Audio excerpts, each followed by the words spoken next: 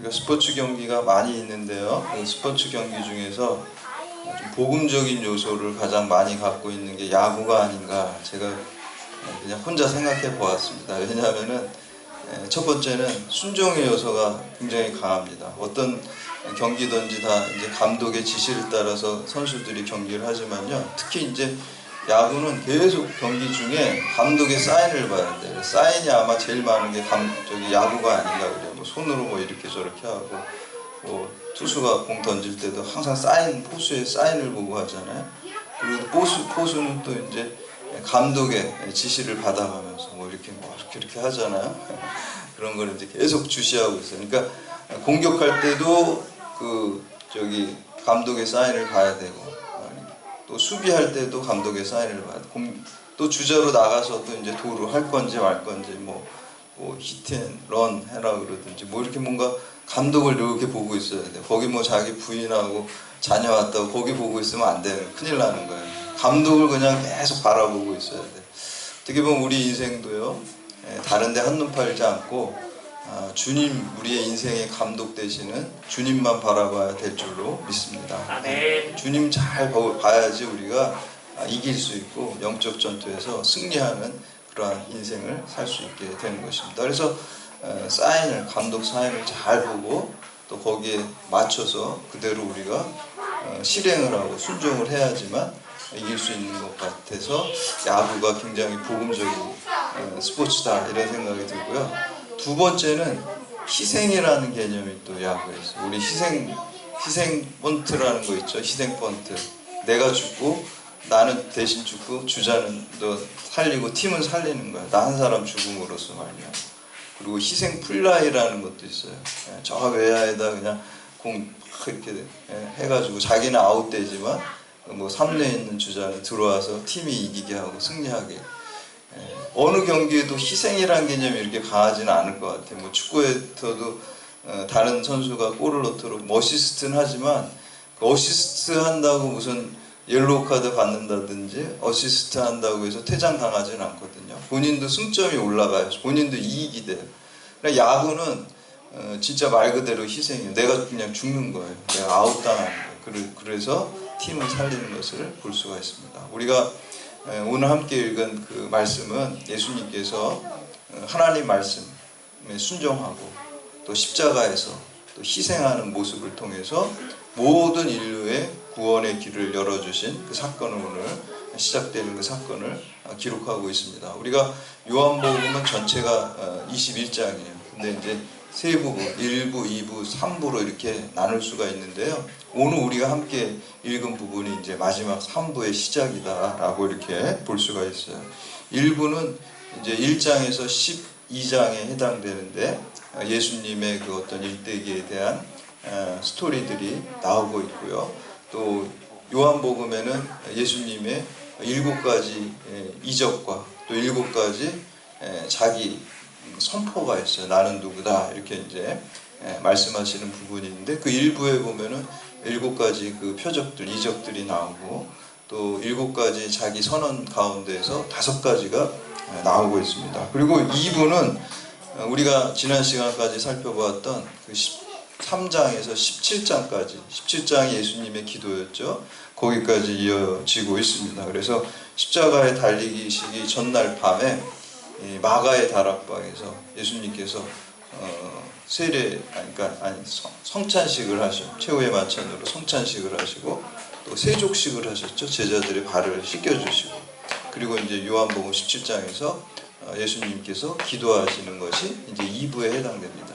그렇게 이제 기도를 마치고 이제 오늘 본문 말씀에 보면 이제 예수님을 붙잡아가죠. 이제 십자가 처형하기 위해서. 그렇게 해서 이제 17장과 18장이 예수님의 이제 십자가 사건을 기록하고 있고, 그리고 그 이어지는 이제 18장, 20장에서 21장까지 이제 마지막이죠. 마지막 부분은 예수님께서 이제 부활하신 다음에 또 제자들을 만나시고 승천하는 그 이야기를 이렇게 기록하고 있습니다. 이렇게 우리가 요한복음의 제일 마지막 부분, 3부 시작하는 오늘 본문은 예수님께서 그 처형되시기 위해 잡히시는 모습인데 이러한 말씀을 통해서 오늘 우리에게 주시는 하나님의 음성을 듣고 믿음을 새롭게 결단하는 시간 되시기를 주님의 이름으로 축복합니다. 첫 번째는 십자가 죽음을 통해서만 영원한 부활 생명을 얻을 수가 있습니다. 우리 1절하고 2절 말씀 함께 봉독합니다. 1절 2절 시작. 예수께서 이 말씀을 하시고 제자들과 함께 기드론 시내 건너편으로 나가시니 그곳에 동산이 있는데 제자들과 함께 들어가시니라. 그곳은 가끔 예수께서 제자들과 모이시는 곳이므로 예수를 파는 유다도 그것을 알더라. 아멘. 우리가 여기서 이제 특별히 눈여겨보아야 할 지명이 기드론 시내라는 그 말씀입니다. 신약 성경에는 여기 한 군데밖에 나오지 않아요. 다른 뭐 복음서나 다른 그 신약 성경에는 이 기드론 시내라는 말이 나오지가 않습니다. 기드론 시내가 어딜까요? 겟세마네 동산입니다. 근데 우리가 겟세마네 동산하면 더 쉽게 알 텐데 왜 마태, 마가, 누가에서는 그냥 겟세마네 동산, 또 감람산 뭐 이렇게 얘기를 하는데 여기는 굳이 왜 기드론이라는 말을 꺼냈을까? 의도가 있습니다. 그렇게 쓴 의도가 있어요. 왜냐하면 기드론 시내 건너편에 그 예수님께서 이제 이날 최후의 만찬을 하시고 6월절 식사를 하셨어요. 6월절 절기에 모여가지고 식사를 했거든요. 6월절이 여러분 무슨 날입니까? 이스라엘 백성이 그 출애굽 당시에 마지막 그 10번째 재앙이 그 장자를 다 죽이는 거잖아요. 뭐 사람이나 짐승이나.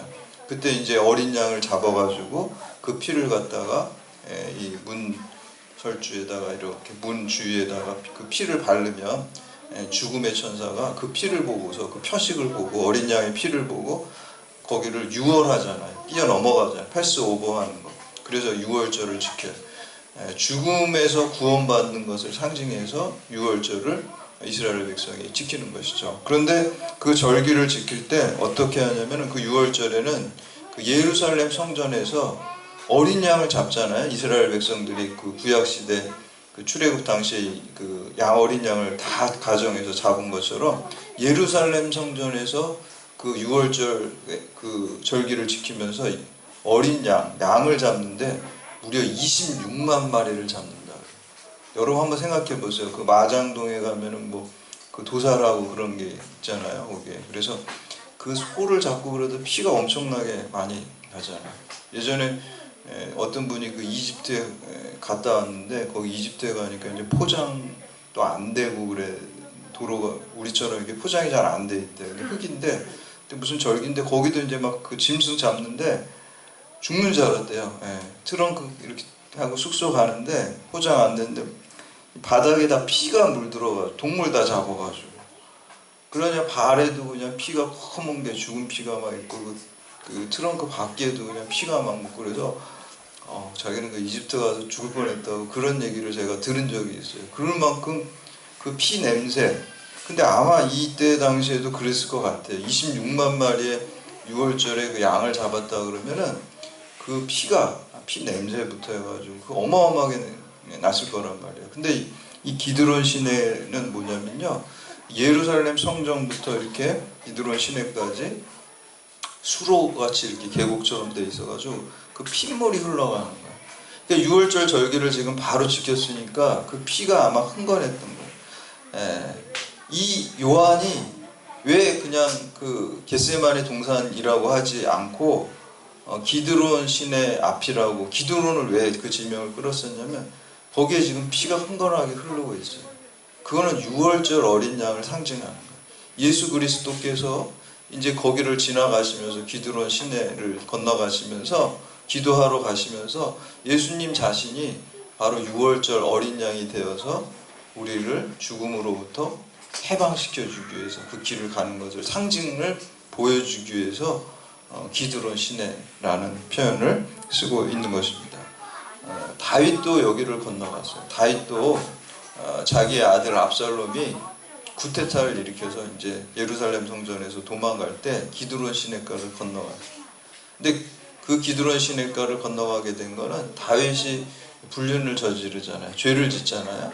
그래서 그 죄의 값으로 그 가정의 칼이 멈추지 않았어요. 그래서 자기의 죄값을 치르기 위해서 그런 고난을 받기 위해서 그 기드론 시냇가를 다윗은 건너갔습니다. 그러나 예수님께서는 예수님 자신의 죄가 아니라 바로 우리의 죄를 대속하시기 위해서 6월절 어린 양이 되어서 그 피가 흐르는 기드론 시냇가를 건너본 것을 볼 수가 있습니다. 근데 이 기드론 시내라는 데는 사실 원래 평소에는 물이 흐르지 않는다 그래요. 그냥 메말라 있기 때문에 그냥 계곡이라고 이렇게 얘기를 해요. 그냥 이렇게 돌만 있고 이렇게 파져 있지 실질적으로 물은 잘 안 흐른다 그래요. 그냥 폭우가 많이 올 때만 가끔 물이 흐르고, 그리고 지금과 같이 이 6월절에 그 피가 흐르는 거죠. 물이 흐른다기보다 피가 그냥 엄청나게 흘러내리는 곳입니다. 그래서 그 무덤의 계곡이라고도 해요. 여기다가 사람들이 시체도 버리고, 여러분 에스겔에 보면은 그 마른 뼈 환상이 있죠. 마른 뼈 환상이 나오잖아요. 그 마른 뼈 환상이 그 골짜기가 바로 이 기드론 골짜기를 얘기하는 거예요. 여기 막 뼈가 있고 막 죽음의 골짜기예요.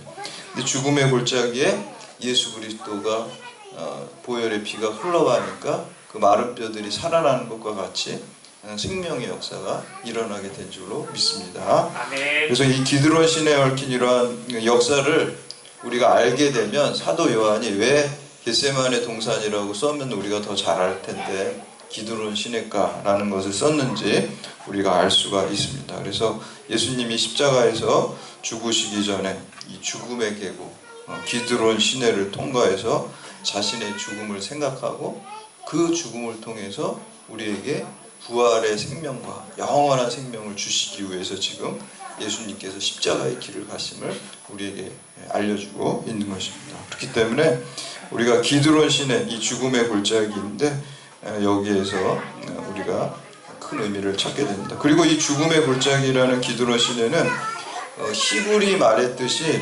백향목의 시내라고 말을 하고 있습니다. 여러분 우리 성경의 구약 성경에도 뭐 레바논의 백향목 얘기 많이 나오죠. 그래서 저희 처제네도 예전에 그 레바논에 살다가 지금 요르단에 살고 있는데 레바논 국기 보면은 국기에 백향목이 있어요. 그냥 얼마나 백향목이 그 나라를 상징하면은 그냥 국기 자체. 캄보디아 국기에는 뭐가 있나요? 앙코르와트가 있어요. 거기 나라를 상징하거든요. 레바논의 백향목이 그냥 국기에 지금 있습니다. 아예. 그래서 그만큼 자랑하는 거고, 항상 구약 성경에도 보면은 가장 아름다운 나무가 뭐예요? 백향목입니다. 그리고 성전을 짓는데도 백향목으로.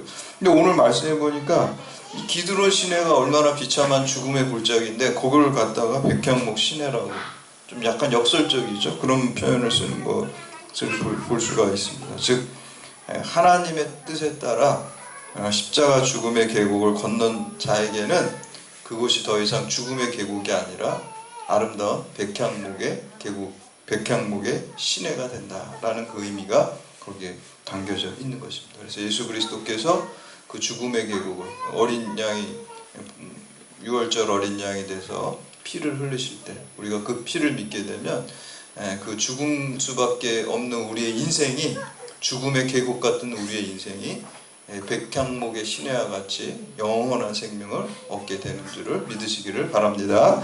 두 번째는 하나님의 뜻에 순종할 때 신적인 담대함과 사랑이 나오게 돼 있습니다. 3절 말씀 함께 봉독합니다. 3절 시작. 유다가 군대와 대제사장들과 바리새인들에게 얻은 아랫사람들을 데리고 등과 횃불과 무기를 가지고 그리로 오는지라. 아멘. 가룟 유다가 이제 스승을 배신하고 예수님을 은 30에 팔게 됩니다. 이게 구약에서는 그 요셉이 예수님을 예표한다 그래서 은 20에 팔죠. 은 20, 구약 시대 은 20, 신약 시대 은 30, 노예 한 사람의 몸값입니다. 물가가 상승해서 아마 구약 시대는 은 20이었는데 신약 시대는 은 30이 됐어요. 그래서 노예 한 사람 몸값으로 가룟 유다가 예수님을 은 30에 팔게 되었습니다. 그리고 군대와 대제사장들과 바리새인들에게 얻은 사람들을 데리고 예수님을 잡으러 왔어요. 근데 보면은 이 군대라는 말은 이 군인이죠. 군대라는 말. 근데 이제 이 헬라어 원어에 보면은 스페이라라는 단어가 쓰이고 있어요. 근데 스페이라가 뭐냐면은 600명의 그 한 그 군대를 갖다가 스페이라라고 이렇게 단위예요. 군대. 그럼 예수님 한 사람 잡으러 지금 600명, 최소한 600명 온 거예요. 600명이 왔을 뿐만 아니라 거기에 또 대제사장들의 아랫사람까지 하고 뭐 엄청나 많은 사람이 지금 온 거란 말이에요. 그래서 우리가 상식적으로 생각해 볼 때 예수님이 무슨 뭐 검투사도 아니고 근데 예수님을 잡으러 왜 600명이 넘는 사람들이 왔을까? 그거는 이제 예수님이 당시에 인기가 너무 좋았기 때문에 잘못하다가 이제 그때 이제 6월절에 사람들이 예루살렘에 많이 모여 있는데 예수님의 인기 때문에 자기네들이 역풍을 맞아가지고 폭동이 일어날 거를 이제 대비해가지고 치안을 담당하는 사람들 여러 가지를 다 준비하고 대비를 하잖아요. 그러니까 이제 많은 군대를 딱 제압해가지고 예수님을 체포해 오기 위해서 많은 사람들이 동원을 되었습니다. 4절에서 6절 말씀 함께 봉독합니다. 시작. 예수께서 그 당할 일을 다 아시고 나아가 이르시되 너희가 누구를 찾느냐 대답하되 나사렛 예수라 하거늘 이르시되 내가 그니라 하시니라. 그를 파는 유다도 그들과 함께 섰더라. 예수께서 그들에게 내가 그니라 하실 때 그들이 물러가서 땅에 엎드려 지니라. 아멘. 아멘. 여러분 우리가 언제 불안합니까? 하나님의 뜻에 우리가 온전히 순종하지 않고 내 뜻대로 뭔가 할 때는 늘 불안할 수밖에 없습니다. 근데 예수님께서는 겟세마네 기도를 통해서 내 뜻대로 하지 마시옵고 아버지의 뜻대로 하옵소서. 이제 다 맡긴 거예요, 아버지한테. 그러면 담대해지게 돼 있어요. 평안해지게 돼 있어요. 그러면 그 사랑할 수 있게 돼 있어요. 그렇게 되면. 여러분 우리가 항상 기도하면서도 늘 불안해하고 미래에 대해서 염려하는 이유가 내 뜻대로 안 될까봐 염려하는 거예요, 사실은. 하나님 뜻대로 안 될까봐 염려하지는 않습니다.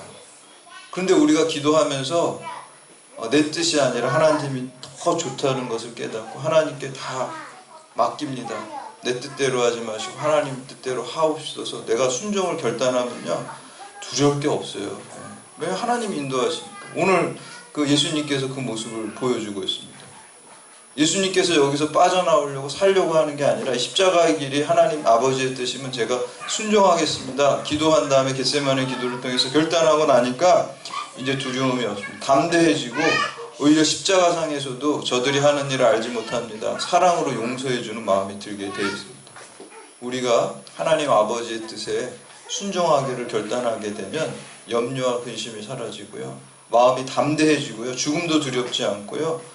또 그 사람들까지도 원수까지도 사랑할 수 있는 마음이 생기게 될 줄로 믿습니다. 아멘. 그러니까 여러분들 내 뜻 안 될까봐 막 염려하지 마. 내 뜻 돼봤자요 별로 좋은 거 없습니다. 별로 좋은 거 없어요. 그게 좋아 보이지만 별것도 아닙니다. 우리가 한치 앞도 모르는 하나님의 뜻이 제일 좋은 거 믿는 게 그게 믿음입니다. 아멘. 그럴 때 우리에게 담대함과 또 예수님과 같은 말씀이 나옵니다. 오늘 5절에 보면은 6절 뭐 이렇게 보면은 내가 그니라 이 말씀이 나오고 있어요. 이거를 헬라 원어 보면은 에고에임이라고 나왔어요. 여러분 에고에임이 많이 들었잖아요. 우리가 7번이나 나는 누구다. 그리고 출애굽기에 보면은 출애굽기 3장 14절에 그 모세에게 하나님이 여호와 하나님이 나타나셨을 때 모세가 당신은 누구십니까? 그러니까 하나님이 나는 스스로 있는 자다. 그게 신약의 헬라어로 말하면 에고에임입니다. 하나님을 계시하는. 그러니까 예수 그리스도께서 하나님의 뜻에 순종하려고 했을 때 이제 그 신적 자아를 가지고 나는 스스로 있는 자다. 에고에임이라는 그 말씀을 하신 것과 같이 우리가 하나님 뜻에 온전히 순종하게 되면 우리가 하나님의 자녀가 되면요 우리가 하나님이 보호해 주시고 이런 담대함을 갖게 될 줄로 믿습니다. 그래서 이제 6절 말씀 보시면은 그런 말씀을 할 때 사람들이 그 공동 번역에 보면 이렇게 나와요. 예수께서 내가 그 사람이다 라고 말씀하셨을 때 그들은 뒷걸음치다가 땅에 넘어졌다. 예수님의 그 권위 때문에 그런 그 능력 때문에 넘어지는 것을 볼 수가 있습니다. 그리고 7절에서 9절까지 말씀 함께 봉독합니다. 시작. 이에 다시 누구를 찾느냐고 물으신대 그들이 말하되 나사렛 예수라 하거늘 예수께서 대답하시되 너희에게 내가 그니라 하였으니 나를 찾거든 이 사람들이 가는 것을 용납하라 하시니 이는 아버지께서 내게 주신 자 중에도 하나도 잃지 아니하여 싸움나이다 하신 말씀을 응하게 하려 함이라. 아멘. 예수님께서 너희가 나를 찾으니까 나만 붙들고 이 제자들은 다 용서해줘. 그러니까 나에게 맡기신 사람들에 대한 예수님의 가지 사랑하는 마음이 있습니다. 오늘 우리에게 주신 사람들은 누굽니까? 여러분도 교회에서 만나는 모든 사람들도 그렇고요. 여러분들이 이제 직장에서 만나는 사람들이 여러분들이 하나님께서 여러분들에게 맡기신 사람들이에요. 예수님께서 그 맡기신 제자들을 끝까지 사랑하신 것 같이 의리가 있어야 됩니다. 사람이 자기 이익에 따라서 왔다 갔다 하면 안 되고요. 여러분에게 맡기신 사람을 위해서 여러분들이 기도하고 또 그들을 복음으로 인도하는 사랑의 사람들이 다 되시기를 축복합니다. 네. 마지막으로 세 번째는 순종은 말씀을 바르게 듣고 내가 죽을 때 그 순종, 온전한 순종이 가능합니다. 우리 10절하고 11절 말씀 함께 봉독합니다. 시작. 이에 시몬 베드로가 칼을 가졌는데 그것을 빼어 대제사장의 종을 쳐서 오른편 귀를 베어버리니 그 종의 이름은 말도라. 예수께서 베드로더러 이르시되 칼을 칼집에 꽂으라. 아버지께서 주신 자는 내가 마시지 아니하겠느냐 하시니라. 아멘. 이 베드로는 이제 우리가 성경에 보면 좀 다혈질이잖아요. 성질이 급하고 욱하고 그러니까 이제 또 착한 마음으로 이렇게 했을 거예요. 예수님 보호해야지 해가지고 내가 그냥 칼을 뽑아가지고 말고의 길을 탁 자르고 그냥 예수님 보호한다는 순수한 마음으로 했지만 예수님의 뜻을 잘 그 본질을 알아듣지는 못한 거예요. 그러니까 예수님 사인을 잘 이해를 못한 거예요. 지금 예수님 복음 사인을 3년 동안 계속 했는데 아까 야구 얘기했죠. 사인을 감독이 주면은 그걸 지금 뭐 예를 들어서 이제 1루 주자로 나가 있으면 지금 이번에 뛰어 이렇게 했는데 그거를 뜻이 잘못 해석해가지고 안 뛰는 걸로 하면은 또 그것도 큰일 나는 거예요. 그래서 사인을 바르게 하는데 베드로는 보면은 사인을 잘 못 알아들은 것 같아요. 그래가지고 예수님의 복음의 방향과 맞지 않게 사랑의 복음을 말씀하시는 칼을 써가지고 귀를 잘라내는 그런 방법을 쓴 것을 볼 수가 있습니다. 그러나 그런 베드로를 하나님께서 주님께서 포기하시지 않고 끝까지 그를 세우셔가지고 나중에 오순절 성령 강림 때 성령을 받아가지고 성령께서 일러주시는 대로 베드로가 얼마나 크게 쓰임을 받습니까? 오늘날도 마찬가지입니다. 우리가 주님을 향한 순수한 마음, 순종하려고 하는 마음이 있으면 베드로처럼 사인도 못 알아듣고 어리석고 뭐 우리 모습이 그렇잖아요. 저도 그렇고 그렇지만 실망할 건 없어요. 오순절 성령의 강림처럼 성령의 지혜를 주셔서 그 사인을 우리가 깨닫게 만드세요. 그리고 이게 내가 그동안 어리석었구나 라는 것을 알려주시고 친절하게 알려주십니다. 왜냐하면 우리 중심을 보시니까 하나님, 주님은 그래서 우리를 더 축복의 길로 더 쓰임받는 길로 사용해 주실 줄 믿습니다. 그렇게 하셨고요. 그래서 우리가 그 사인을 바로 알아야지 순종할 수 있게 되는 것입니다. 근데 우리가 하나님의 말씀을 또 알고도 잘 순종하지 않는 경우가 두 가지가 있어요. 첫 번째는 인간의 어리석음과 착각 때문입니다. 왜냐하면 하나님이 원하시는 길보다 내가 원하는 길이 더 좋아 보인다고 착각을 하기 때문에 그래서 순종을 잘 못해요. 알아도 순종을 못하는 경우가 있어요. 그렇지만 여러분들 우리 성경에 보면 뭐예요? 하나님의 어리석음이 사람보다 지혜롭고 하나님의 약하심이 사람보다 강하다 그랬어요. 우리는 한 치 앞도 모르기 때문에 이 믿음을 여러분들이 확실하게 가졌으면 좋겠어요. 내가 계획하는 길이 좋은 길이 아니라 하나님이 계획하는 길이 가장 좋은 길이다 라는 것을 믿으시기를 바랍니다. 그 믿음이 분명히 있어야 돼요. 나는 뭐 어디로 갔으면 좋겠다, 뭐 어떻게 됐으면 좋겠다 이런 바람들이 우리가 다 있죠. 그리고 그걸 가지고 기도를 하죠. 그러나 그게 좋은 게 아니에요. 하나님이 나를 향해서 계획하신 거, 우리 여호와 이레로 예비하신 길, 그 길이 가장 좋은 길을 믿으시기를 바랍니다. 근데 주님께 다 맡기면요, 주님의 뜻을 구하면서 다 맡기면요, 아까 담대함이 나오고 또 원수까지도 사랑하는 마음이 나오게 될 줄로 믿습니다. 그래서 여러분 마음속에 염려와 근심이 자꾸 있다라고 한다는 건요, 사실 저도 염려와 근심이 있거든요. 근데 그건 불신앙이에요. 그건 확실합니다. 그건 불신앙이에요.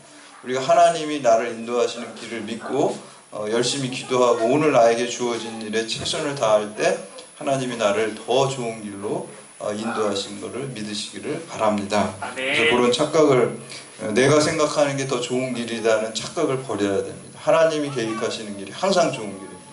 우리가 뭘 합니까? 한 치 앞도 모르는데, 그렇죠? 그러니까 하나님이 계획하시는 길이죠. 두 번째는 인간의 연약함 때문입니다. 우리 하나님의 뜻에 순종하려고 하면서도 우리가 육신을 갖고 살기 때문에 연약해서 그걸 다 못해요. 그래서 사도 바울은 뭐라 그래요? 사도 바울은 로마서 7장에서 내가 원하는 바 선은 행하지 아니하고 도리어 원하지 아니하는 악을 행한다 그랬어요. 내 속사람으로는 하나님의 법을 즐거워하되 내 지체 속에는 다른 법이 내 마음의 법과 싸워 내 지체 속에 있는 죄의 법으로 나를 사로잡는 것을 보는도다. 오라 나는 공고한 사람이로다. 이 사망에서 몸에서 누가 나를 건져내리라. 이렇게 말씀합니다. 우리가 연약해서. 근데 누가 건져내나요? 예수 그리스도가 우리를 건져낼 줄로 믿습니다. 그래서 오직 주님께서 우리를 건져내시고 하나님의 말씀을 통해서 우리가 하나님의 뜻을 잘 깨닫고 우리가 기도함을 통해서 쉬지 않는 기도를 통해서 성령의 지혜와 분별력을 갖게 되고 그리고 성령의 능력을 받아서 온전히 하나님의 뜻에 예수님이 십자가의 길을 내 뜻대로 하지 마옵시고 아버지 뜻대로 하옵소서. 여러분 겟세마네 기도가 저는 기도의 정답인 줄 믿습니다. 기도의 정답입니다. 그냥 예수님이 보여주셨잖아요. 이렇게 기도하라고. 여러분의 뜻대로 기도할 수 있어요. 그런데 기도 마무리는요. 이거 아무것도 아니에요. 그냥 싹 지울 수 있어야 돼. 이거 아무것도 아니고요. 지금까지 그런 기도 하세요. 우리가 소원이 있어야 기도를 하죠. 그렇죠? 저도 내 뜻대로 막 기도해요. 근데 이제 마무리는 항상 겟세마네 기도로 그냥. 근데 이거 뭐 별로 좋은지는 잘 모르겠어요. 그냥 제가 이게 좋아 보여서 이걸로 했는데 내 뜻대로 하지 마시고 아버지 뜻대로 하옵소서. 그 기도로 항상 하시기를 바랍니다. 아멘. 그러면 이제 앞에 그냥 우리가 소원을 가지고 행한다 그랬잖아요. 그러니까 우리에게 왜 하나님이 소원을 주신가 이렇게 생각해 보면요, 기도의 휘발유로 삼는 거예요. 기도의 동력으로. 소원이 있어야 기도하잖아요, 사람이. 그러니까 그 기도하게 만드시고요, 하나님 앞에 교제하게 만드시고요, 그러면서 하나님의 은혜를 누리게 하시고요, 그리고 겟세마네 기도로 마무리하시면요, 여러분이 아까 앞에 구했던 것보다 더 좋은 것으로 100% 주실 줄 믿습니다. 아멘. 그래서 늘 그렇게 하나님의 뜻에 온전히 순종함으로써 또 분별하고 잘 깨닫고 알아서 우리 축복받고 쓰임받는 여러분들 다 되시기를 주님의 이름으로 축원합니다. 아멘. 우리 다 같이 자리에서 일어나서